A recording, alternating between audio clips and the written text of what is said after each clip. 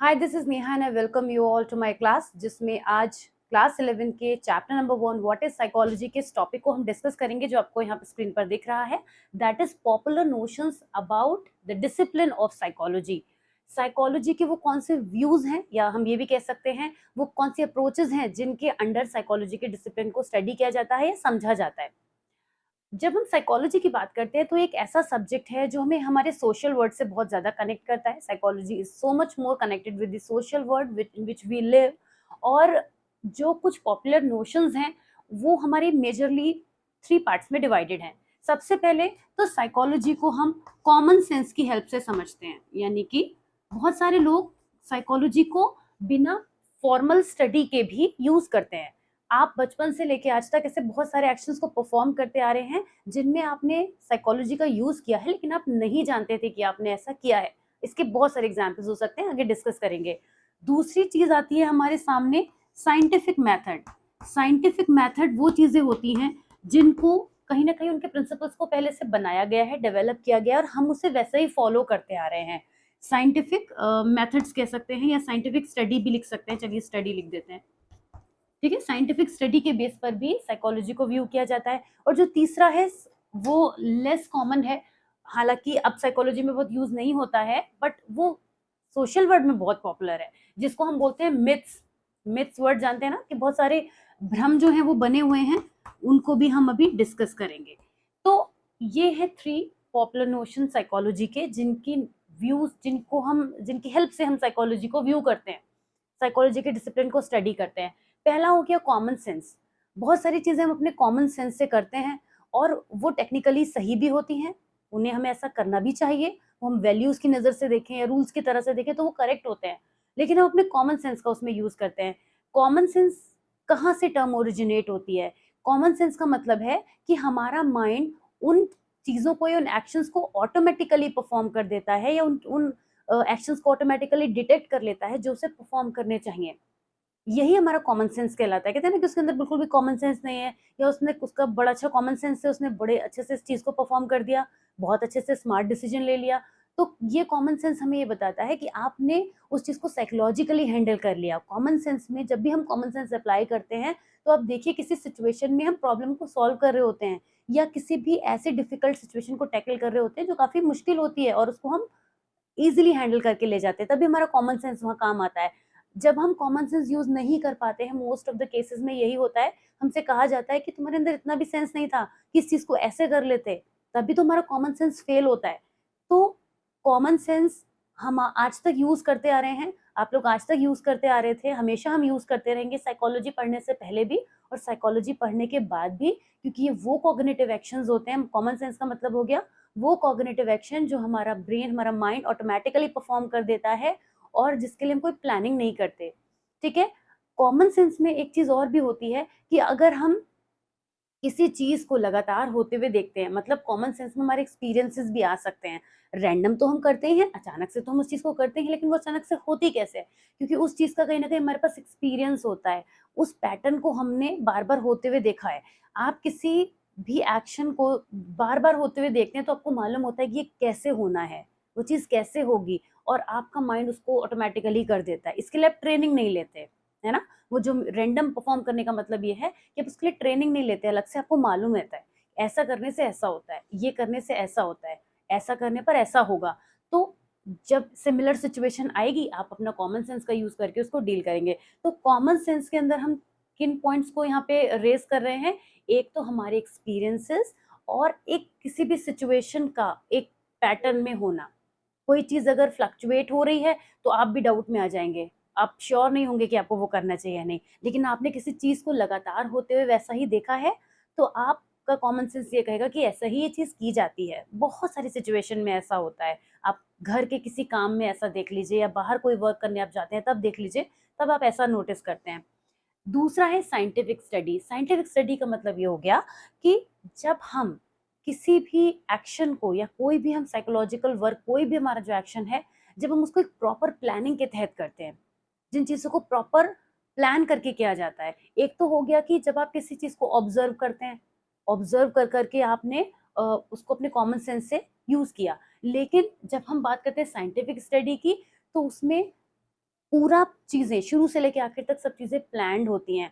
जो आपका scientific study वाला जो पार्ट है ना, वो पूरा चैप्टर 2 है, methods of inquiry in psychology. कैसे चीज़ों को बिगिन किया जाता है, हाइपोथेसिस यानी एक प्लानिंग की जाती है और कैसे उसके रिजल्ट तक पहुँचते हैं। पूरे प्रोसेस के बीच में क्या-क्या चीज़ें आती हैं, उसको एग्ज़ीक्यूट करना, उसमें ये देखना कि क्या कमियाँ हैं, उसको सुधारना, बेहतर बनाने की कोशिश करना और फाइनली टेस्ट करना कि जो हमने हाइपोथेसिस बनाई थी या हमने जो सोचा था कि ये चीज़ होनी चाहिए, वो सही है या गलत है। अगर सही होती है तो उसको एक्सेप्ट करना, अगर गलत होती है तो उसको रिजेक्ट करना, फिर से ट्राई करना, बार-बार ट्राई करना। ये सब किसमें आता है? हमारे साइंटिफिक स्टडी में। अब जो साइकोलॉजी फॉर्मल होती है, वो साइंटिफिक का पार्ट है। फिर फॉर्मल तरीके से चीज़ें होंगी तो वो प्रॉपर वे में होंगी और प्रॉपर वे किसमें होगा? हमारे साइंटिफिक स्टडी में। जो हम दुनियादारी में सीख लेते हैं, एक दूसरे से ऑब्जर्व करके सीखते हैं, जिसके लिए हम कोई प्लानिंग नहीं करते सीखने में। बचपन से लेके आज तक आपने अपने घर में जो चीज़ें होते हुए देखी, उनको आप उस तरीके से परफ़ॉर्म करने लग जाते हैं। सीखी तो आपने है बट उसकी प्लानिंग करके नहीं सीखी ना, तो वो सारी चीज़ें हमारे कॉमन सेंस में आ जाती हैं, वो हमारे इनफॉर्मल वे में आ जाती हैं और हमारी साइंटिफिक स्टडी साइकोलॉजी में फॉर्मल वे का पार्ट है। तो हम ये समझ पाते हैं कि साइकोलॉजी में साइंटिफिक तरीके से भी जो चीज़ें होती हैं, फिर वो कहीं न कहीं प्रिंसिपल्स बन जाते हैं, थ्योरीज़ बन जाती हैं, जिन्हें हम फॉलो करते हैं। जैसे हमें ये पता है कि बच्चे को पनिशमेंट देने से या रीइंफोर्समेंट देने से, प्रेज़ करने से, मोटिवेशन देने से बच्चा अच्छा परफ़ॉर्म करेगा। इसमें से पनिशमेंट वाला पार्ट हटा दीजिए। बच्चों को प्रेज़ करने से, मोटिवेशन देने से बच्चा अच्छा परफ़ॉर्म करेगा, राइट? तो अब बच्चा जब अच्छा परफ़ॉर्म करेगा, ये हमने एक लॉ की तरह से सीखा। इसको हमने इनफॉर्मल वे में भी देखा होगा, लेकिन हमने एक लॉ की तरह भी सीखा। लॉ ऑफ लर्निंग है ये, मोटिवेशन की थ्योरी है ये। तो जब हमने इसे थ्योरी के अंदर पढ़ा, समझा, कब पढ़ा? जब हमने फॉर्मल वे में स्टडी करी। तब हम ये समझ पाए कि ऐसा करने से बच्चा अच्छा परफॉर्म करेगा और इस कारण से हम साइकोलॉजी को इस नज़र से देख पा रहे हैं। तो एक डिसिप्लिन ये भी है, एक नोशन ये भी है कि साइंटिफिक स्टडी में ही साइंटिफिक स्टडी के थ्रू भी साइकोलॉजी को व्यू किया जाता है। अब बहुत सारे मिथ्स आते हैं, जैसे जो लोग चश्मा लगाते हैं वो बहुत इंटेलिजेंट होते हैं, ये कुछ स्टीरियोटाइप्स भी आते हैं, इसमें प्रेजुडिसेस भी आते हैं।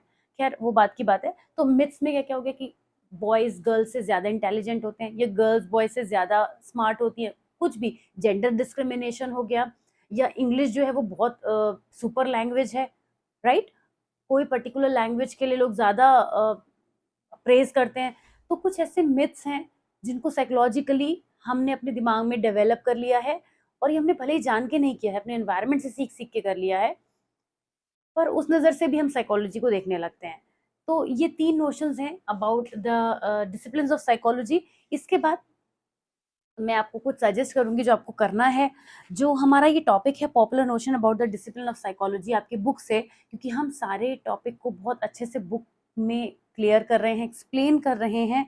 आप ये सारा पोर्शन जब इसको रीड करेंगे तो बहुत सिंपल लैंग्वेज में एनसीईआरटी में दिया हुआ है। मैं क्यों नहीं इसको अपने साथ रीड कर रही हूँ, क्योंकि ये सारी बातें मैं आपको अपने एक्सप्लेनेशन में भी बता चुकी हूँ। तो आप जब इसको मेरी एक्सप्लेनेशन के बाद जब आप इसको रीड करेंगे तो आप देखेंगे कि यही सब कुछ दिया हुआ है कि लोग कैसे अपने एक्सपीरियंस के बेस पे बिहेव करते हैं, कॉमन सेंस का यूज़ करते हैं, किसी पैटर्न ऑफ बिहेवियर को ऑब्जर्व करते हैं, तो वैसा बिहेव करने लगते हैं, राइट? इसके अलावा साइंटिफिक नॉलेज भी ज़रूरी होती है। अगर किसी चीज़ को साइंटिफिकली टेस्ट किया जाए, तो कई बार उसका रिज़ल्ट इतना डिफरेंट निकल के आ जाता है, जो हमने नहीं सोचा होता है। हमें लग रहा होता है कि ऐसा करने से ऐसा होता है, लेकिन जब उसको साइंटिफिकली टेस्ट करते हैं, जैसे यहाँ पे एक स्टडी भी दी है, आप पेज नंबर 7 पर आ सकते हैं मेरे साथ में, एनसीईआरटी में। तो scientific knowledge generated by psychology often runs against common sense. कई बार ऐसा होता है कि जो हम सोच रहे होते हैं ना, ऐसा होता है, पर साइंटिफिकली टेस्ट करने पर वैसा होता ही नहीं है। तो यहाँ पे एक ड्वीक की स्टडी दी है।